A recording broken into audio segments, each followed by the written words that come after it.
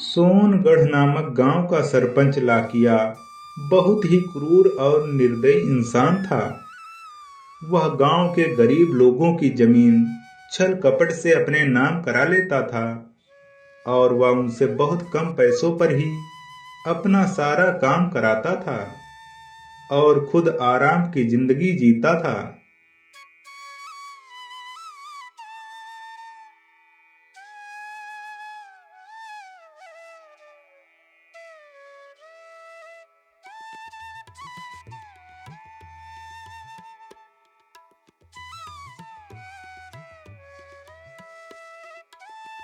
अरे किशोर, क्यों इतनी मेहनत करता है? थोड़ा आराम भी कर लिया कर। वैसे भी अब ये खेत तेरा नहीं, मेरा हो गया है। क्या? पर हमने तो अपना खेत बेचा ही नहीं, फिर आपका कैसे हो गया? अरे वो क्या, 6 महीने पहले तूने हमसे अनाज लिया था और वो चुका भी नहीं पाया, इसलिए मैंने तेरी जमीन अपने नाम करा ली है। तो मुखिया जी, अब मैं अपने परिवार का पेट कैसे पालूंगा? अरे तू उसकी चिंता क्यों करता है? अब तू निश्चिंत होकर मेरे खेत पर काम करना और मैं तुझे खाने के लिए अनाज देता रहूंगा।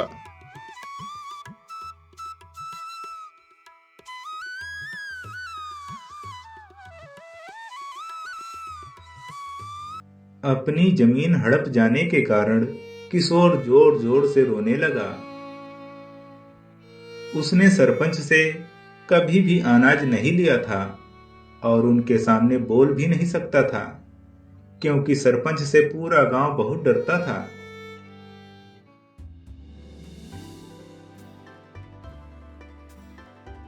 सभी लोग लाकिया के अत्याचार से बहुत परेशान थे, पर उसके खिलाफ आवाज उठाने वाला पूरे गांव में कोई नहीं था।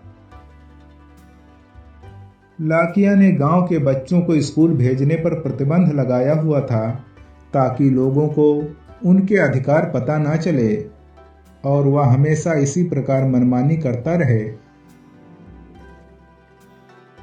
और उसी गांव में रघु नाम का एक आदमी रहता। उसका एक बेटा था। रघु अपने बेटे को पढ़ाना चाहता था।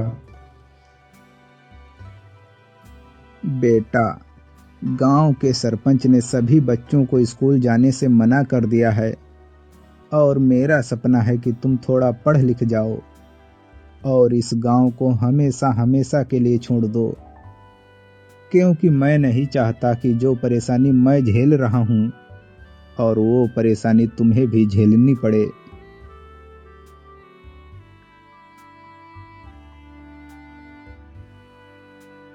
रघु चुपचाप अपने बेटे को पढ़ने के लिए शहर भेज देता है और खुद गांव में रहकर सरपंच के यहाँ मजदूरी करने लगता है, ताकि सरपंच को कुछ पता ना चले।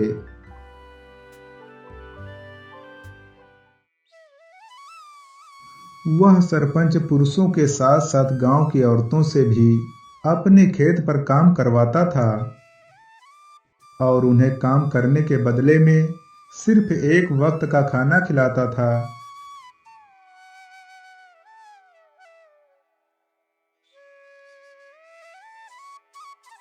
क्यों रे लाखन, तेरी औरतिया कहाँ है?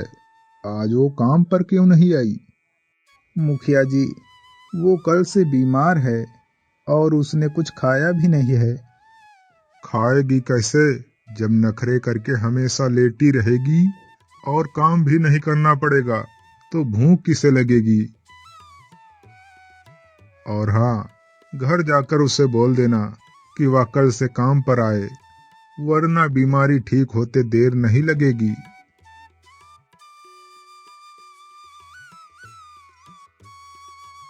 इसी प्रकार सरपंच का जुर्म सहते सहते सभी लोग अपना जीवन बिता रहे थे।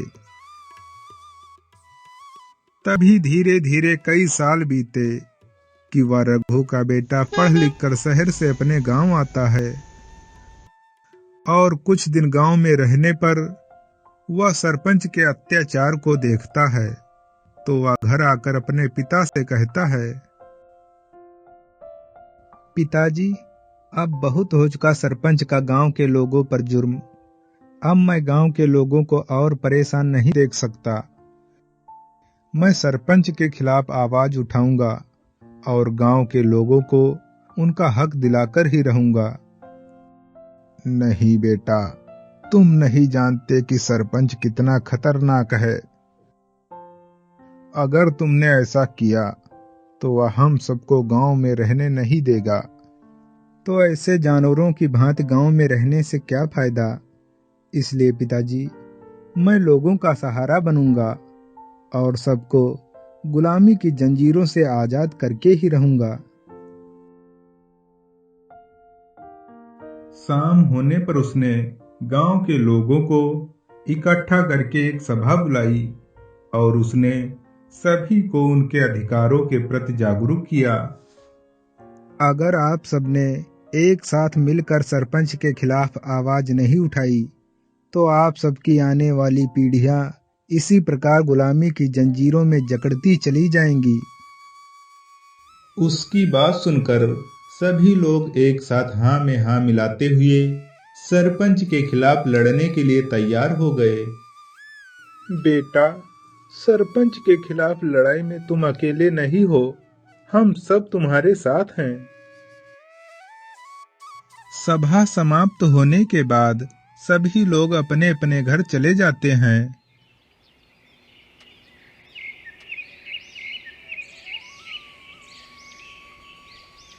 और अगले दिन किसी प्रकार यह बात जब सरपंच को पता चली, तब वह रघु और उसके बेटे को अपने पास बुलाता है।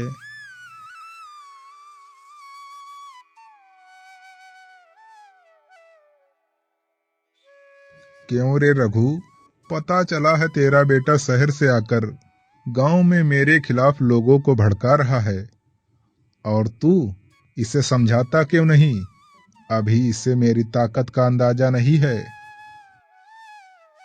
मुझे तुम्हारी ताकत का अंदाजा हो या ना हो, लेकिन आज से कान खोल कर सुन लो, तुम गांव के लोगों को परेशान नहीं कर सकते। तुमने गांव के लोगों को कीड़े मकोड़े समझ रखा है। अबे दो कौड़ी के इंसान, तू हमें ज्ञान दे रहा है? लगता है तुम्हें इस गांव के कायदे और कानून पता नहीं, इसीलिए ऐसी भड़की भड़की बातें कर रहे हो। कुछ दिन गांव में रहकर देखो, सारी औकात पता चल जाएगी। हमें गांव के कायदे और कानून पता हो या ना हो, लेकिन मेरी चेतावनी है कि लोगों की जबरन हड़पी हुई जमीन उन्हें वापस करो, और हाँ, उन्हें काम करने के बदले में पूरे पैसे दीजिए। इतना कहकर रघु और उसका बेटा अपने घर चले जाते हैं।